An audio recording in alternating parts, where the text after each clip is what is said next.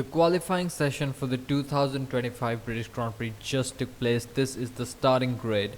Let's go through it and predict how the race is gonna unfold. First things first, I predicted that a Ferrari will be on the front row, and it looked like it will be the Ferrari of Lewis Hamilton until the last sector.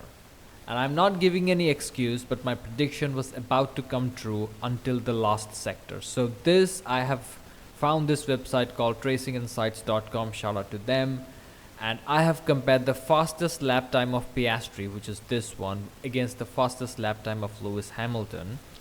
And you can see the delta telemetry that Lewis was ahead of Piastri for the majority of the lap, and he fucked it in the last bit. As you can see, like the white dotted line is the Piastri one, the benchmark, and Lewis Hamilton is the other one. He was ahead of Piastri the entire time until this part. So my prediction was about to come true, but still there is a chance for a Lewis Hamilton podium, because in 2021 Max Verstappen started the British Grand Prix on pole position and things didn't go his way. Let's just put it at that. I'm not saying he is going to DNF from the race. I'm predicting a Max Verstappen win. He is going to win the Grand Prix. Nobody is going to take the lead from him.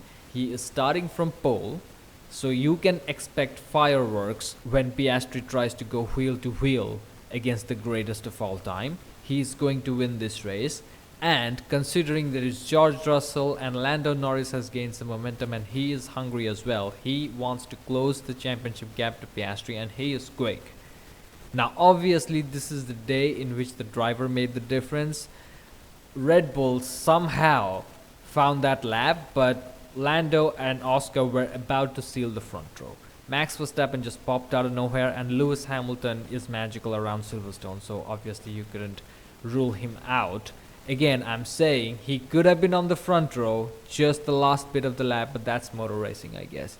Anyway, so these four people, especially Osama bin Russell, are a little bit explosive. Shit could happen. One of them could crash out, and that is very likely tomorrow, considering that the title fight is now shaping up. So a Lewis Hamilton podium position is definitely on board. Now if we go further below, Yuki Tsunoda, he will have a very interesting race. So initially on lap 1, Yuki and Isaac will go wheel to wheel throughout the first lap, and then Yuki will do something stupid which will take Isaac out of the race, and Yuki will earn a 10-second time penalty for causing a collision, and then he will be relegated to the back of the field, and he will take the checkered flag dead last in the classification of the race. This will anger the top dogs in Red Bull, but like they will feel helpless because they don't have any other option, which will be just funny for us to watch.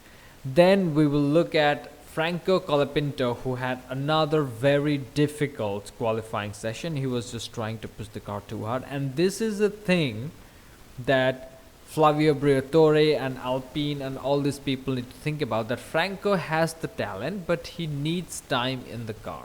You cannot just put him in and give him a shit car and tell him that, you know what, you need to fly. That's just not gonna happen. He had a few good performances with the Williams, but after that, like, he couldn't deal with the stress of everything. I refuse to believe that he lost his driving talent towards the end of his Williams stint last year, but it's just that the pressure, a little bit of it, frequent crashes, not being able to bounce back effectively, that just got to him, and it's gonna happen again in this race. So Alpine need to do something to nurture their drivers properly. It's not just about putting them in a Formula 1 car and putting a gun to their head and telling them, go ahead, win races in this tractor. It just doesn't work like that. Oliver Bearman, what a beast. What an amazing qualifying session. He was in the mix for the top 5, but qualified P8, whatever. 10th place grid penalty, absolutely horrible. This is his second red flag violation, if I remember correctly. Earlier also, I think in Monaco, he got like a grid penalty or some shit like that. He repeated it again in his home Grand Prix. Now he has 8 penalty points on his super license. Quite impressive. I think if you make a championship standing of who has the most penalty points among the rookies, I think Oliver Bearman will be on the top. So either way, shame on Esteban Ocon for being out qualified by like a rookie. and Oliver is going to finish in the points. This is my prediction. Lance Stroll will finish P17. Solid race from him. What a legend. Working hard to give other people a chance. Liam Lawson P10. Alexander Albon and Carlos Sainz, these guys are a little bit 50-50. I cannot say anything about it. I will just say one thing about the Williams though.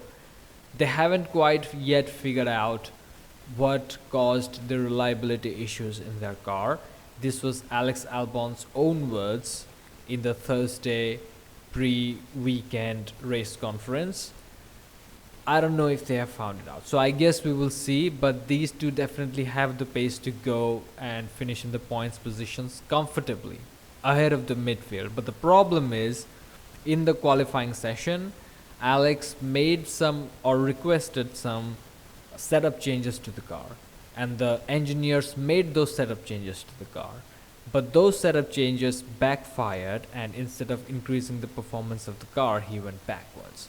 So that is that. So I don't know how effective that is gonna be in the race stream, but points for Alex looks tough considering all the reliability issues they had. And Carlos Sainz will also definitely run in the points. I cannot guarantee about the finish, so I'll just say P8 for Carlos. Whatever, Pierre Gasly will go backwards. Some people win, some people lose. You have a shit car. Pierre Gasly is a great driver, but unfortunately there is only one direction he will go throughout this race, which is behind or backwards.